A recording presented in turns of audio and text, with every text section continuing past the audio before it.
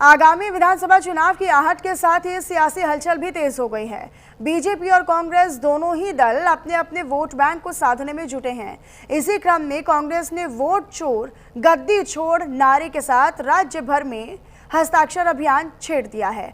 Party के राष्ट्रीय सचिव और उत्तराखंड सह प्रभारी सुरेंद्र शर्मा आज पचवादून दौरे पर पहुंचे, जहां पर उन्होंने विकासनगर और सहसपुर विधानसभा क्षेत्रों में कार्यकर्ताओं से मुलाकात भी की। उन्होंने दरअसल बूथ लेवल पर संगठन को मजबूती देने का आह्वान किया और साथ ही कार्यकर्ताओं से वोटर लिस्ट पर पैनी नजर रखने की अपील की। तो वहीं कांग्रेस नेताओं ने केंद्र और राज्य की बीजेपी सरकार पर वोट चोरी के आरोप लगाते हुए जमकर निशाना भी साधा। तो मुख्यमंत्री योगी आदित्यनाथ इस दौरान क्या कुछ कह रहे हैं वो भी सुनवाते हैं आपको। झांसी की रानी लक्ष्मीबाई के शौर्य और पराक्रम के प्रतीक बुंदेलखंड के झांसी में इस 36वें क्षेत्रीय खेलकूद समारोह का आयोजन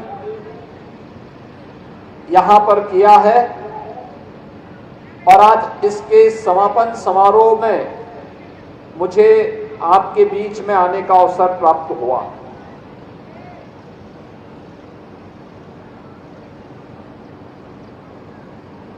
विद्या भारती देश के अंदर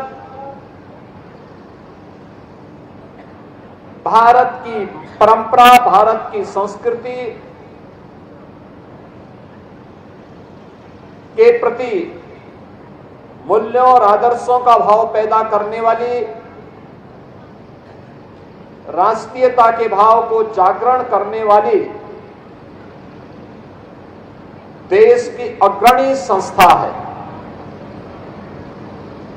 और ये मेरा सौभाग्य है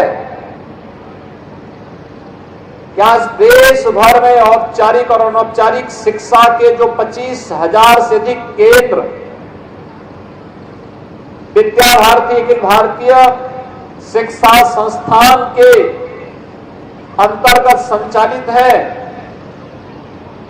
उसका बीजारोपण 1952 में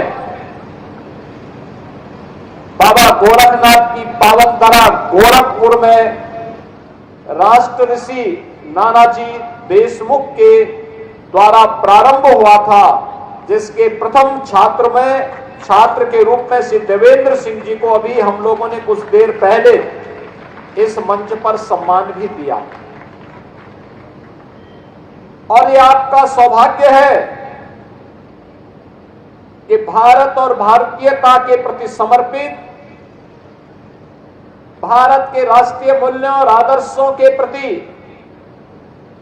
बिना किसी भेदभाव के उन मूल्यों, उन आदर्शों और उन संस्कारों का भाव जागरूक करने के लिए निरंतर प्रयत्नशील विद्या भारती के द्वारा संचालित शिक्षण प्रशिक्षण संस्थानों में आप सभी बालक बालिकाओं को अध्ययन करने का और आचार्य के रूप में अध्यापन के साथ जुड़ने का सौभाग्य प्राप्त हो रहा है।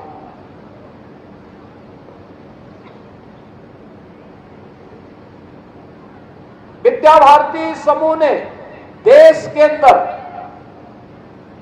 और मैं बार बार इस बात को कहता हूं। और फिलहाल यहां पर रुक रहे एक छोटे से ब्रेक।